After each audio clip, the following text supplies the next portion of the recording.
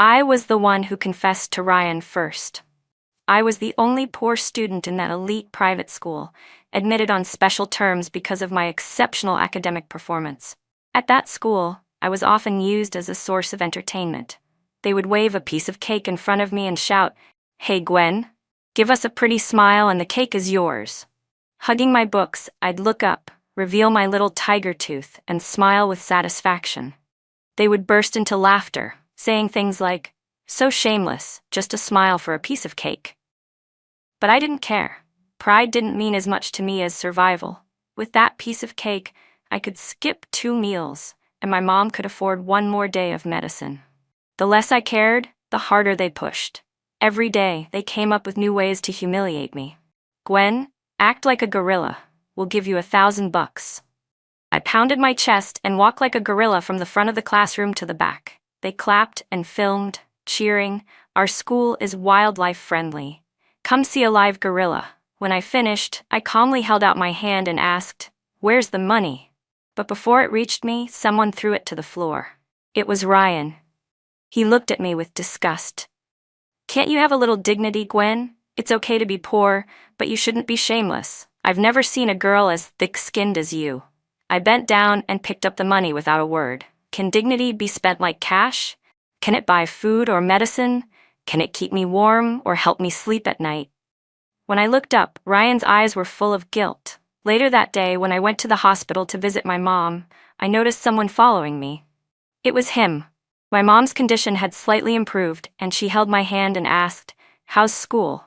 Everyone there's rich. Are you being bullied?" I smiled and shook my head. "No, the students are really kind. Some give me cake, some bring me fruit, and some even treat me to meals in the cafeteria. I even earned 1,000 tutoring today."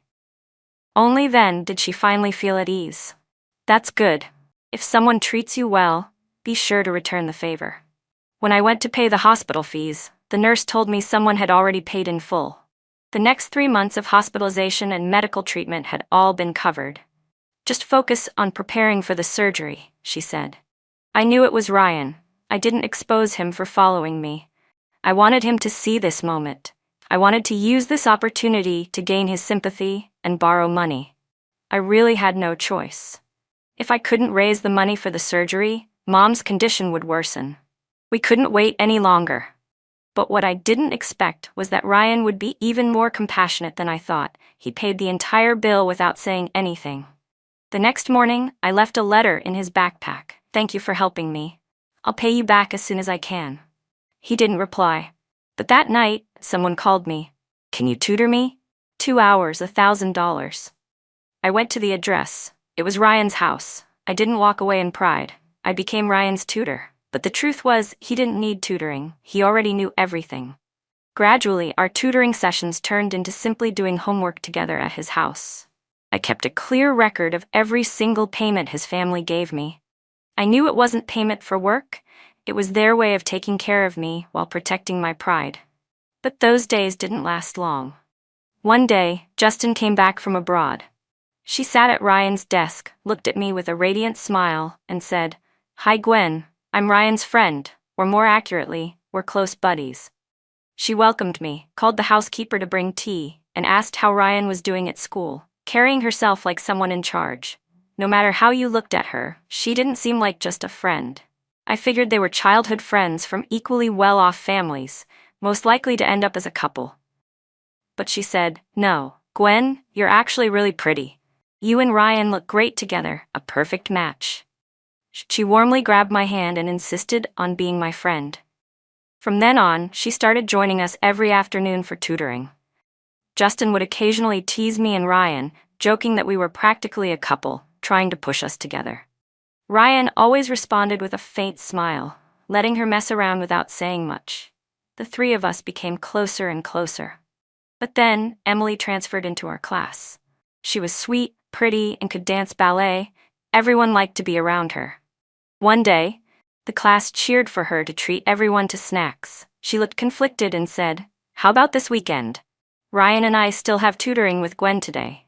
Instantly, someone sneered, "No wonder Gwen hasn't been acting like a clown lately. Turns out she's clinging to Ryan now." Another chimed in, "Hey Gwen, How much does Ryan pay you for each tutoring session? Awful, disgusting comments filled my ears. For the first time, I spoke up. He's just my employer. I didn't want them to ruin the relationship between Ryan and me, because everyone knew very well Ryan didn't actually need tutoring. Gwen goes to Ryan's house every day? Yeah, right. She's not tutoring him, she's trying to hook up with the Mo family's young master.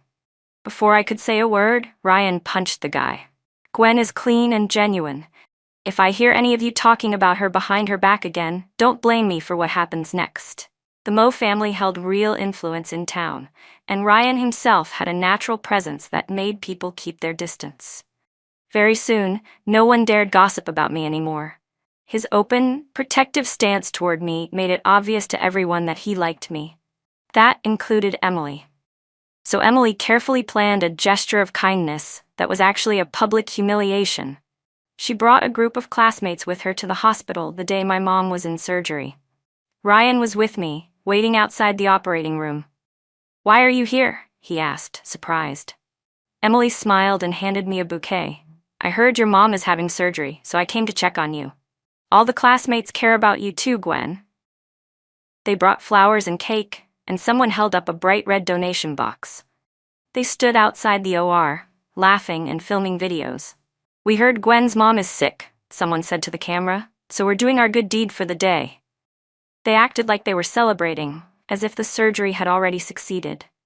But just then, the light outside the operating room went out. A doctor stepped out, looked at me, and sighed.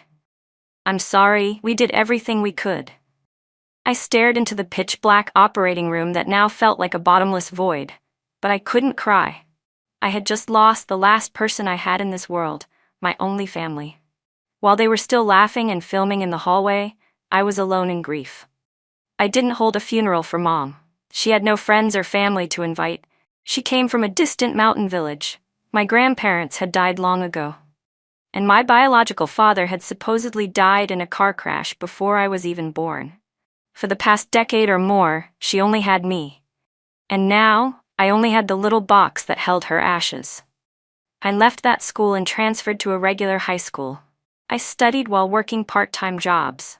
Before I left, I wrote Ryan a letter telling him that once I got into college, I'd repay every cent he had lent me.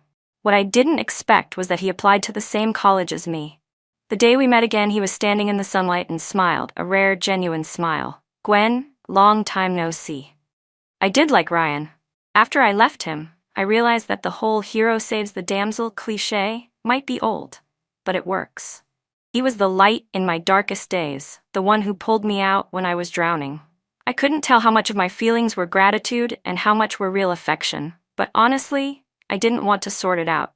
All I knew was that after we reunited in college, every day I spent with him made me feel truly happy. On my birthday, he said, "Gwen, from now on, I'll be there with you on every birthday. I'll be your closest family. You're not alone anymore." Lonely people crave companionship more than anything.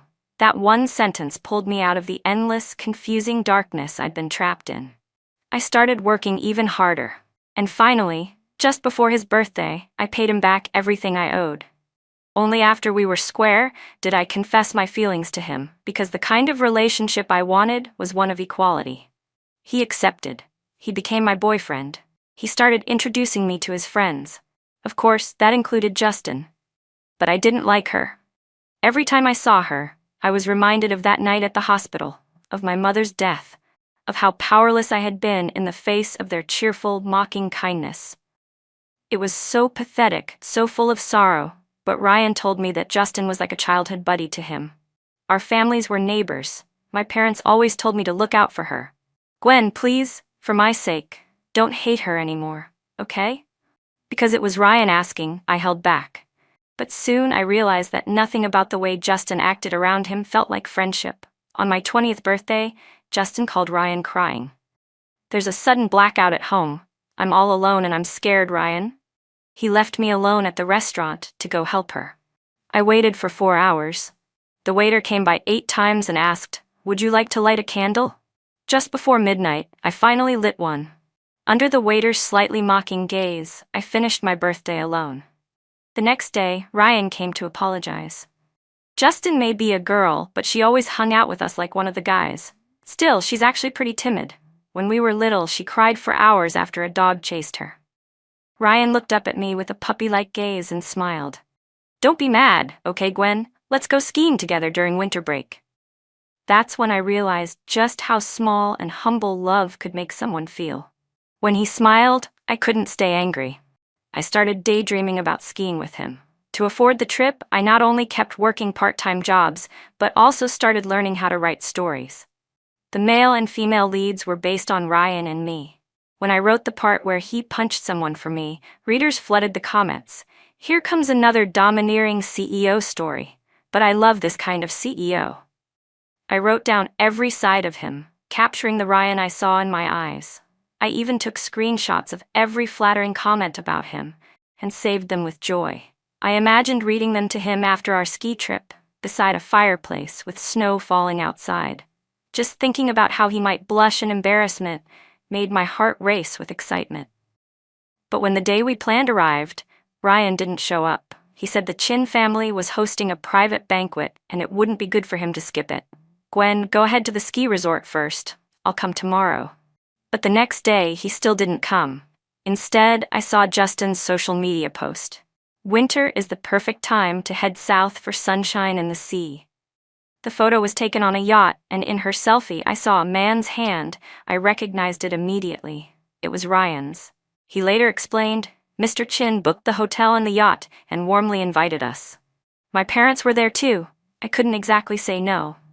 I had booked a full package for the resort, 7 days in total. I spent forever negotiating with the front desk, trying to cancel, but it couldn't be refunded. In the end, I sat in the lobby and cried like a fool. I had saved money for 3 months for this trip. In the past, I gave up my pride to pay for my mother's treatment. But now, all I had left was my pride and myself. After I got together with Ryan, I worked hard just to feel like I could stand on equal footing with him. In love, I wanted to be proud. But as I stared out at the falling snow, I couldn't hold back the tears. I felt awful, not just because I'd been stood up, but also because I had wasted so much money. I spent the whole next day at the hotel, dazed and exhausted. A notification popped up from my story platform. Even CEOs take days off. I scrolled through everything I had written so far. Aside from these few disappointments, Ryan had still treated me well. So I kept convincing myself, maybe he truly had no choice. After all, his parents were there. Before he could even apologize, I had already forgiven him. But I didn't expect that my forgiveness would only make him take things further, and it gave Justin the green light to become even more brazen. On the day of my startup competition, Ryan promised he'd show up with flowers to celebrate my win. But in the end, the bouquet went to Justin's ballet recital. Ryan started standing me up more and more often. On every important day, Justin would somehow always have a million reasons to call him away. And Ryan never seemed to think it was a big deal. Gwen, Justin is our good buddy. Don't be jealous, okay? Trust me, she's just like one of the guys to me. You're my only girlfriend, and my future wife too. He kept painting me picture after picture of a perfect future. And I, with my ears covered and eyes shut, swallowed every word like it was enough to fill me up. Of course I felt hurt, but every time I thought about leaving him, the pain in my chest would become unbearable. Somewhere deep in my heart, I had already considered him family. It felt like I was drifting in the middle of an ocean, and he was the only lifeboat in sight. It was a rocky ride, but I didn't dare let go. I didn't know if I could ever make it back to shore without him. Every time I closed my eyes, I had the same dream. I was drowning in the sea, swallowing salty water, sinking deeper and deeper. I was terrified of that kind of loneliness and darkness. After stumbling through the 2 dazed, hollow years following my mother's death, I met Ryan. He was like a beam of light, telling me, I'll be your family. I fell into that promise completely. A child starved of love will cling desperately to even the smallest bit of affection. By the time I graduated college, Ryan and I had been together for 4 years. I had excellent grades and was recommended by the school into a Fortune 500 company. 2 years later, I was promoted to department manager. On the day of my promotion, Ryan was thrilled. He reserved a restaurant just for us to celebrate. Gwen, my parents have seen how capable you are. They really admire you. Now we can finally move forward with our wedding plans." His voice over the phone was full of excitement. "You'll be there tonight, right?" After being stood up so many times, I was hesitant. "Of course, honey. How could I miss my wife's celebration dinner?" I dressed up carefully. But the moment I stepped into the restaurant, I suddenly felt like an idiot. "Miss Gwen, Mr. Ryan asked that you go ahead and eat. He'll be joining you later," the server said, taking my purse. "That's all right, I'll wait for him," I replied, taking a seat by the window. I watched the sun slowly set, the twilight turning into heavy clouds creeping over the hills. When the clock struck 11, Ryan finally arrived. I looked at him quietly, not angry, just calm. But my calm seemed to throw him off. He looked a little uneasy for once. "Justin twisted her ankle on the stairs. Her parents are out vacationing. There was no one to take care of her, so I went," he explained. I smiled faintly. "It's okay," he cautiously asked. "Gwen, you're not mad, are you?" I took a sip of red wine. "No, it's just, sometimes I can't help but wonder. My body's so strong, I'm brave, athletic, I never get hurt. Maybe that's why my boyfriend always has the chance to take care of someone else." Ryan went quiet for a moment. I could tell he was annoyed. We grew up together. I can't just ignore her. And it's not like she's come between us. I looked at him and replied calmly, "She already has. Every single important day, she finds a way to insert herself. So what does that make me?" Ryan realized he was in the wrong and softened his tone. "Then what do you want me to do?" I looked into his eyes and said softly, "It's simple. Keep your distance from her. If she needs something, you can hire her a nurse or a bodyguard. You've stood me up 16 times. One more, and we're done." Ryan saw that I was beginning to soften, so he quickly smiled and tried to coax me. All right. I'll follow your orders, my queen, word for word." In the days that followed, Ryan really did stop contacting Justin. I thought maybe he had finally taken my words to heart, that they had finally cut ties for good. I started to feel at ease, finally focusing on planning our wedding. The day before the wedding, Ryan posted our wedding photos on his social media. I noticed Justin liked the post, then quickly unliked it. Moments later, I got a notification she had posted something too. It was a photo of a table covered in empty liquor bottles, location tagged at the beach, with the caption, "So I really am alone now, huh?" I knew that post was meant for Ryan. After all these years, after all those coincidences, I had long understood that she was in love with him. She had been since she came back from abroad, maybe even earlier. Perhaps she was addicted to the ambiguity, the game. She kept denying her feelings for Ryan, sticking by him under the guise of a best friend, while still demanding everything a girlfriend would ask for. I generously gave her post a like. I was waiting to see how Ryan would respond. If he went to her tonight, then tomorrow's wedding was off. Working these past 2 years had taught me one thing.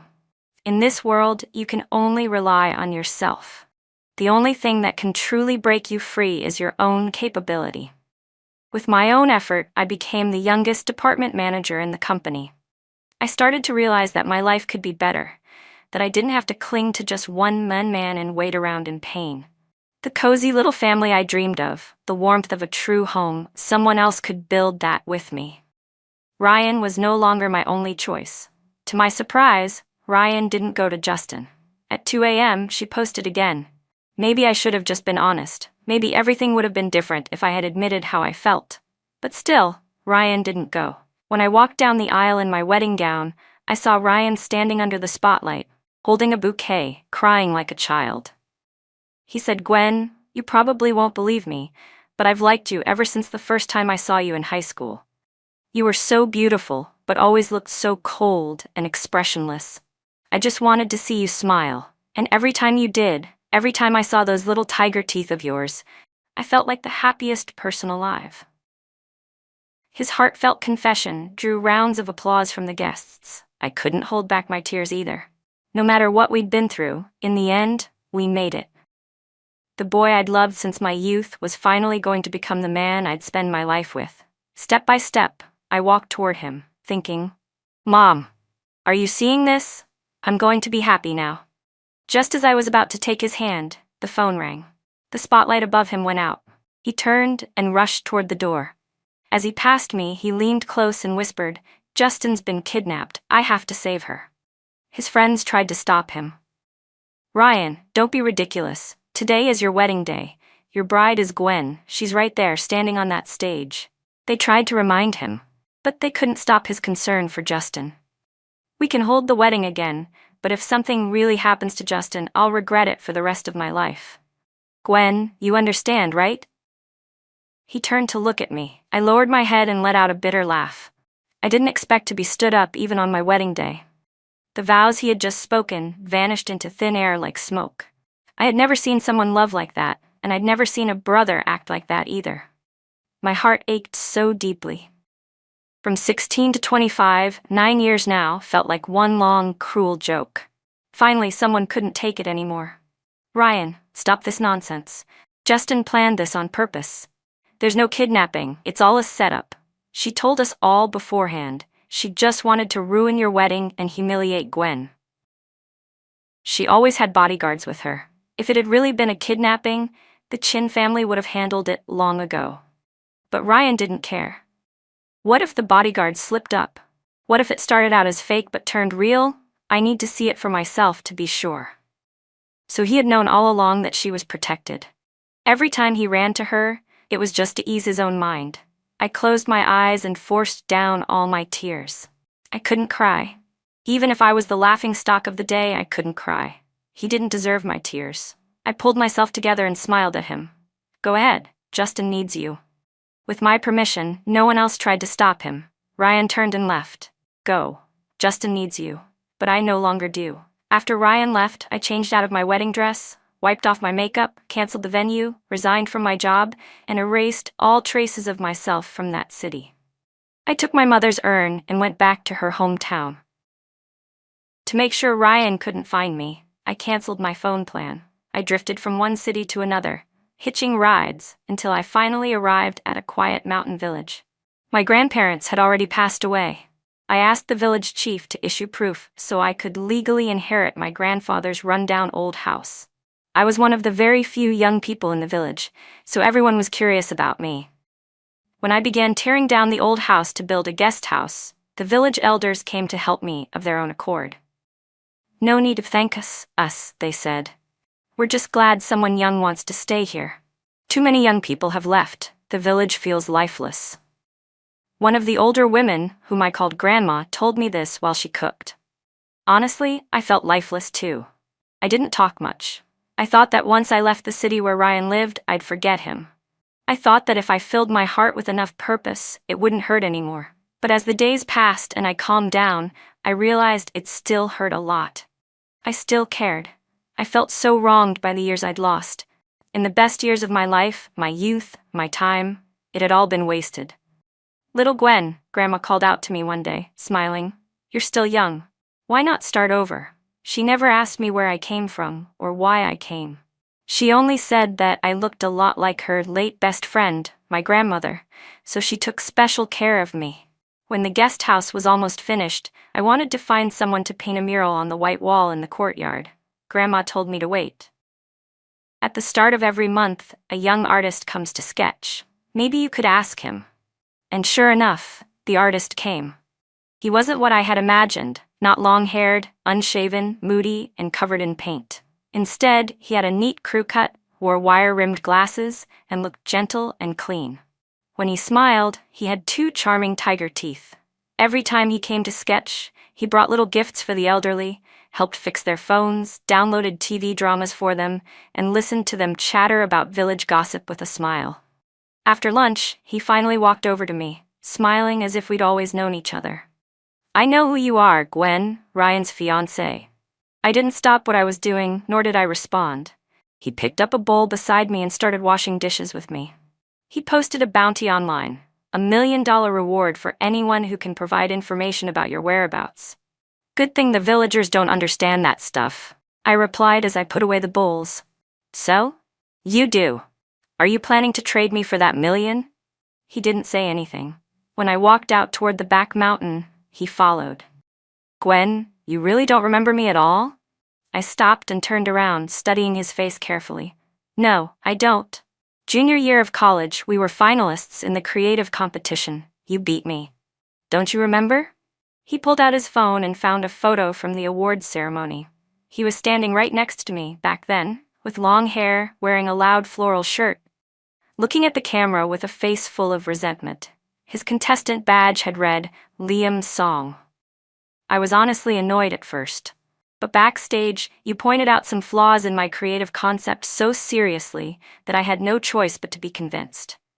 That day, you offered to walk me back, but I declined. I said my boyfriend was coming to pick me up, and we were going to celebrate together. But that night, I caught you secretly glancing at me over and over. I left alone, late at night. And you saw it. You later looked into it and found out my boyfriend was Ryan. Even back then, you wanted to tell me he didn't deserve me. And now, you still believe that. He doesn't deserve you, you said again. Liam stood at the bottom of the slope, looking up at me, his eyes filled with frustration and pain. For once, I agreed with him. Ryan didn't deserve me. And just like that, I stopped resenting Liam. Maybe it was because after all these years, no one had ever tried to understand things from my perspective. Every time Ryan stood me up, whether it was my roommates, classmates, or his own friends, everyone would say, he cares about you. Otherwise, with the Mo family's status, he could be with a celebrity if he wanted. And I, brainwashed by those around me, slowly came to accept being stood up as normal. It wasn't until I started working after graduation and finally escaped the web of lies they had woven around me that I realized someone who truly loves you would never allow you to suffer like that. Especially not with their own hands.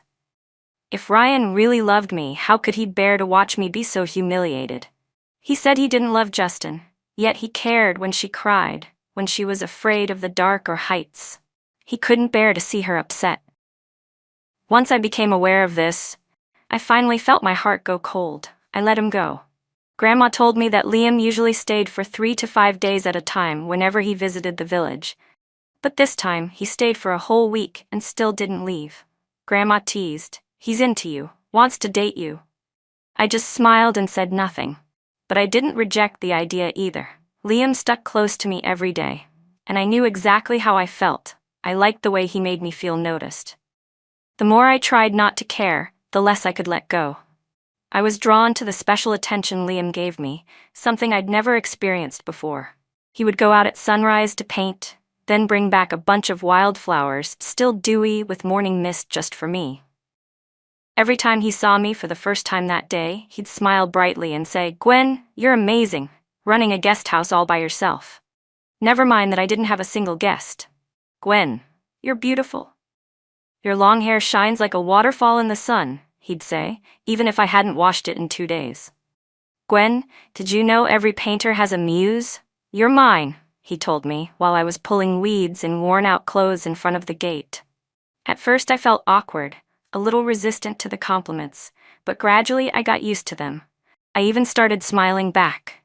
After all, who doesn't like being praised every day? Liam ended up claiming every white wall of the guest house as his canvas. He painted every version of me, my serious face, my tired face, my carefree one. After seeing me back in college, he had secretly attended every event I participated in: speech contests, scholarship ceremonies, English competitions. In every photo he took of me, I looked radiant. In every sketch, my eyes were full of light. When the guest house finally opened, Liam booked a room for an entire month. Honestly, I hadn't built the guest house to make money. I had simply decided to stay in the village and wanted to build a little home I could love. There were only 3 actual guest rooms. "I'll be your first guest," Liam said. "That way, when your guest house becomes famous, you'll always remember me." He never told me he liked me. He just never left the village since the day he arrived. I now used a basic flip phone, just calls, no apps. My laptop was only for writing. So ironically, the only window I had to the outside world was through reader comments on my stories. "Author, is this the part where the second male lead finally rises from the ashes?" One reader commented. That's when I realized, without even meaning to, I had written Liam into my novel. "Let's see what the second lead does," I replied to that reader. The next morning, I woke up to find Liam being even more attentive than usual. "You don't have any guests. I've been staying here too long. I must be in your way," he said with a smirk. I wondered if he wanted something. Liam stood proudly in front of a whole table full of breakfast dishes and started introducing each one. The spread was impressive. Everything from sandwiches to rice noodles, coffee to soy milk. He'd made it all. Not wanting to waste any food, we sat in the garden and slowly ate our way through breakfast until it basically became lunch. "Did you cook all this because you need a favor?" I asked, rubbing my overly full stomach. He chuckled. "I wasn't sure what you liked, so I made everything." And just like that, our days were spent together. Him painting, me writing. At sunrise, Liam would sing into the village loudspeaker borrowed from the village chief, waking the whole mountain up with his voice. He drew portraits for the elderly, and at sunset, I'd set up a little tent in the guest house, prepare some sunflower seeds and fruit, and host movie nights with the older folks. They brought me homegrown vegetables, fruits, eggs, and even freshly butchered chickens, saying I was too thin and needed to eat more meat, drink more soup. I had no blood relatives here. No one claimed to be my family. But for the first time, I truly felt like I was home. I started smiling from the heart. I loved the birds in the mountains, the sound of streams trickling through the woods, watching the sunset melt behind the clouds, and hearing the rain tap against the leaves. I loved being needed by the elders and being liked by them. And yes, I loved having Liam chatter around me all day, every day. Gradually, I began to forget my life in the city. I forgot that Ryan had stood me up 17 times. I forgot about Justin. I forgot about all those so-called friends who'd only gotten close to me because of Ryan. I forgot how small and low I once let myself become. I gave my whole heart to this life. It was healthy, peaceful, and as free as the wind. But that peace didn't last. It was shattered by the arrival of the second guest at the guest house. That day, a travel vlogger driving through the mountains stopped by the village. He only wanted a drink of water, but the warm, welcoming vibe of the place made him stay. He watched movies and chatted with the elders, sang songs and played guitar. After 2 days, he left reluctantly. Not long after he left, Liam, who had gone back to the city for an art competition, rushed back to the guest house. He showed me a video on his phone, a hidden guest house in the mountains, a spiritual cinema for elderly villagers. The video was full of smiling elderly faces. Then the camera panned across the murals, portraits of me, one after another, painted on the guest house walls. "He's definitely seen this," Liam said nervously. I didn't feel much. He's probably married to Justin by now, I thought. But Liam looked pained. "He never stopped searching for you. The reward is now up to 5 million. I checked with some old classmates," he added. "He and Justin never got together. He's still waiting for you to come back." I patted Liam on the shoulder. "It's fine. We live in a society governed by law. He can't kidnap me." Liam hung his head and said nothing more. That night, a new comment popped up on my novel. It was from the same user who'd asked before if the second male lead would get his moment. Author, if the domineering CEO starts chasing again, will the female lead go back to him? Suddenly, it hit me. This ID might be Liam. My novel was practically a direct retelling of my own life, and only Liam knew that my real life had already progressed further than what was written. The next morning, while we were eating breakfast, I decided to just ask directly. "When did you figure out my pen name?" He didn't even try to hide it. "After we met, you said you were earning royalties from your novel, and that you didn't care whether the guest house made money. So I spent a few days combing through the most popular writing platforms. When I came across 17 Broken Promises, I knew it had to be you." "I changed the title later," I admitted. "Once I started writing it, I figured I might as well finish. I wanted to give that painful part of my youth a proper ending." Liam looked at me and asked, "So, if Ryan shows up here, will you go back to him?" "No," I said. "What if he promises he'll never hurt you again?" "No." "What if he gets down on his knees and begs for your forgiveness?" "Still no." "What if he offers you a mansion, a luxury car, everything he owns?" "No." No means no. Even if he offered me his life, I still wouldn't go back. As I was clearing the dishes, I heard Liam asking the same question over and over. Even though I had given him my answer loud and clear, he still couldn't believe it. "You used to love him so much," he said. "You wrote him even better than he was in real life. Usually when people do that, it means they loved too deeply. They gave the best version of themselves to someone else." But I didn't feel anything for Ryan anymore. My heart belonged to someone else. When I said that, Liam visibly panicked. He circled around the table to get to me, accidentally knocking a bowl off the edge and shattering it on the floor. "Who is it?" he asked urgently. I looked down at the shards of ceramic and said, "He's someone with a gentle heart. Being with him feels like soaking in warm spring sunlight. Every day with him is calm and easy. He's thoughtful, empathetic, and creative. Life with him always feels fresh and new. He helps me rediscover the parts of myself I thought I'd forgotten. He makes me believe in the many possibilities life still holds." But, I continued, smiling, sometimes he acts like a kid, immature, always asking silly questions. And a little clumsy too, like just now when he broke one of my bowls. By the time I finished, Liam's face was bright red. He let out a flustered grunt and bolted out of the house. Grandma, who had come by early that morning to drop off vegetables, witnessed the whole thing and chuckled with satisfaction. "He's shy because he likes you." My old man was the same way on our wedding night, red-faced and stumbling all over the place. "Little Gwen," she added warmly, "whatever happened in the past is already behind you. From now on, keep smiling like you do now. When you smile, you really look like your grandmother." "Like my grandmother?" I looked out at the clouds curling over the distant mountain ridges. The truth was, I had never met my grandmother and didn't even know what she looked like. My mother once told me she was incredibly gentle. Even when they were too poor to eat, she would still find a way to share food with a stray dog begging at their door. I think coming back here was the right decision. I felt truly comfortable, truly happy. Maybe it was my grandmother's spirit guiding me, bringing me here to meet someone who genuinely loved me. Liam came back late that night in his beat-up car. Inside was the prop sword from his theater play. "Gwen," he said, "I want to stay here in the village with you." That night, we sat under the stars, sipping rice wine. Liam turned to me and asked, "So from now on, are you my girlfriend?" I nodded. He pulled out a bank card and handed it to me. "It's not much, about $1 million in savings. Let's renovate the house properly, build out the yard. There's a litter of stray kittens behind the mountain. Let's bring them home and raise them. And we can get a dog too. Let's name him Taro, like our kid. What do you think? Maybe a golden retriever. They're gentle and good with cats. Plus, he can go running with you. You need to exercise, not just eat well. Oh, and let's buy the empty plot next door. We'll fix up the front for more guest rooms, and in the back we'll grow flowers and vegetables. I'll build you a study, and I'll have a little studio to paint in. Let's put up a small gazebo so we can barbecue or listen to the rain. And the outside wall, we'll build climbing shelves for the kittens so they can run around freely." He beamed as he rambled on, painting a picture of our future together.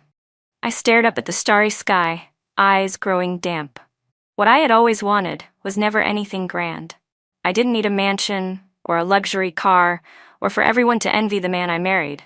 I just wanted someone who would stay by my side, someone who would build a cozy home with me, together. After my dad passed away, my mom worked incredibly hard. She would get off work and immediately go set up her little market stall. After school, I would do my homework at a tiny table by her side, greeting customers between math problems. In my memory, home was just the place we dragged ourselves back to each night, utterly exhausted. I always thought that one day, when I grew up and made something of myself, I'd buy us a big house. I'd plant the balcony full of flowers Mom loved. We'd sit together in the sun, reading quietly side by side. We laughed together watching variety shows at night. In the morning, I was woken up by soft, fuzzy kittens snuggling beside me. But before I could earn enough money, Mom passed away. I had such a deep longing for family and love that I fell for Ryan the moment he said, "I'm your family." I kept hoping he would give me warmth, that he would build a home with me. Thankfully, I found my way back to Mom's hometown. Here, someone was willing to plan a future with me. Someone wanted to build a home with me. Liam's concern wasn't unwarranted. The travel vlogger's video went viral quickly. A hidden guest house in the mountains, a painter, a writer, and a group of elderly residents. It was the perfect combination of serenity and charm. Soon, people began arriving, drawn by the idyllic image. Having guests was a good thing. It meant we could afford to hire the elders for small jobs, cleaning, cooking, greeting visitors. Nothing too heavy, but enough to earn them some extra income. So we expanded and renovated the guest house, adding a few more rooms to welcome new visitors. Everyone who came loved the warm and natural atmosphere. One guest, a single mother named Claire, ended up staying for a whole month. After her husband cheated and left her, she had been raising her child alone. She found our guest house through that viral video and brought her little boy here for a getaway, hoping for some peace. Over time, we became friends. She trusted both Liam and me completely. Whether she went jogging in the hills at sunrise or sunset, she had no worries about leaving her child with us. I played with the little one and our kittens and dog while Liam quietly sketched us from the side. The first painting he completed, he named Family. He hung it right at the entrance of the guest house. I loved it. The people in the painting weren't related by blood, yet everyone protected one another. Elders, children, cats, dogs. That kind of genuine care, wasn't that what family meant? One morning, Claire told me she needed to go into town to run some errands, and asked me to watch her son. I had just gotten the child to nap when I heard Taro barking out front. "Taro, be polite with our guests," I called out, mildly scolding him as I sent him to the front yard. And there, standing by the white painted wall, staring at the mural of me, was the last person I wanted to see, Ryan. He turned around the second heard my voice. "Gwen, I finally found you." Beside him stood another familiar figure, Justin. Seriously, I thought. Even during this grand act of so-called devotion he brought her along? I turned around and shut the door. "Taro, come home." Ryan immediately rushed over and grabbed the doorframe. "Gwen, I'm sorry. Please don't stay mad at me, okay? I've been looking for you non-stop these past 6 months. I couldn't find a trace of you anywhere until I saw that video last night. I caught the next flight here." Justin chimed in behind him. "Gwen, enough with the attitude. Ryan has treated you so well.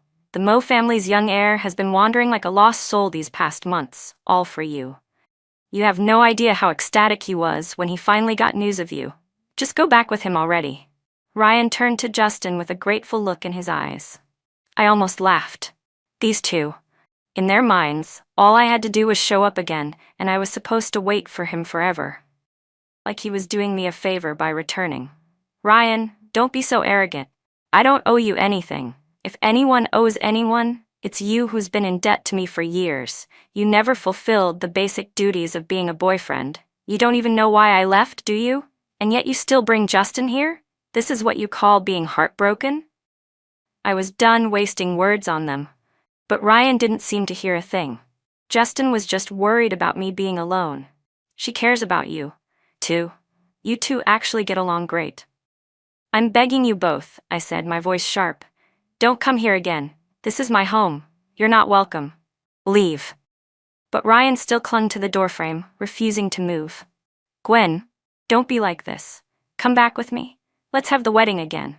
I promise this time, it'll be the grandest wedding ever. I'll invite your favorite singer, hire the best designer to make your gown, and get that riverside penthouse suite for our new home, just like you always wanted." He went on until a sudden cry from the baby inside interrupted him. He turned toward the door and caught sight of the painting hanging by it, the one titled Family. And just like that, he froze. "Is that your child?" Ryan asked. I ignored him. While he was still in shock, I shoved him out of the doorway and slammed the door shut. But not long after, I heard the sound of quiet sobbing from outside. Then I heard Justin trying to comfort him. "You loved her so much, and she played you for a fool. Do you think a baby just appears overnight? She must have cheated on you while you were still together. She probably left when she knew she couldn't hide it anymore before the wedding, and now she wants you to carry the guilt. You see now, right?" Justin continued. "She's been scheming from the start. She seduced you in high school, stuck by your side just for your money. Wake up, Brian. It's time you saw her for what she really is." I picked up my tablet and was about to go teach my online class when Liam returned. He stood in the front yard looking coldly at Ryan. "Please leave my house," he said firmly, "and leave my fiancée alone." Ryan slowly stood up. "You're the guy who seduced her." Liam laughed icily. "We fell in love. it's mutual, and you, who could be fooled just by a bat of her lashes, you have no right to judge anything. If Gwen truly had feelings for you, Liam continued, I never would have had a chance with her. I should thank you, actually. If you hadn't broken her heart so thoroughly, maybe she would have stayed your untouchable white moonlight forever. But because of you, I got to be with the woman I've admired for years. And now, I'm living the quiet life I've always dreamed of. Cats, dogs, and the love of my life by my side. We're happier than ever. As he spoke, he held up his hand to show the engagement ring. Ryan's demeanor began to shift. The coldness melted into panic. You're really together? He asked, his voice shaking. Liam smiled but said nothing. Ryan leaned against the wall, muttering to himself. No, that's not possible. Gwen couldn't have stopped loving me. She always forgave me. She said I was her only family. Back in high school, when she had to shoulder the burden of supporting her mom alone, I was there for her. We've been through so much together. She said I was her salvation. How could she just leave me over a few broken promises?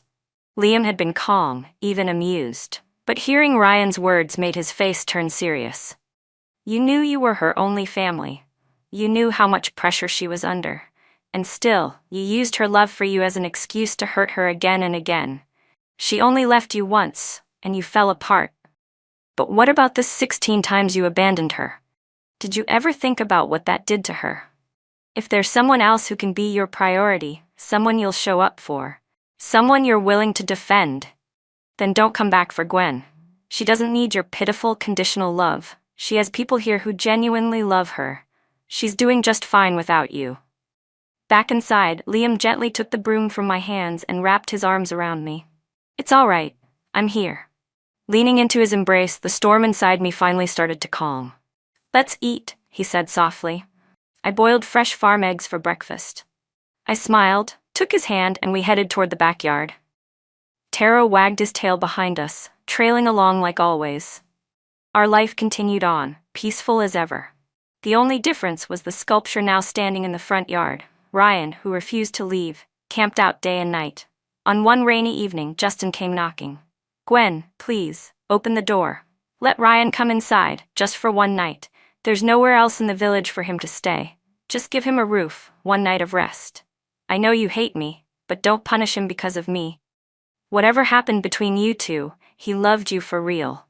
You don't have the heart to let him stand in the rain and come down with a fever, do you? I lowered the blinds and ignored her. The next morning, it was Grandma who knocked on the door of the guest house. Little Gwen, I know you're upset, she said softly, but that man really does have a fever. Let him come in and rest for a day, would you? Behind her, Ryan stood, cheeks flushed with fever. If he has a fever, take him to the hospital, I replied flatly. Isn't his companion right beside him? She can drive him into town. I was ready to refuse, but Liam agreed before I could say anything. Only when Ryan fully lets go will he stop bothering us, he said. I smiled and teased him. Aren't you afraid I'll end up leaving with him? Liam paused for a moment. I am, he admitted. But that's exactly why I want you two to talk. I want you to be completely clear, whether you love me or still can't let go of him.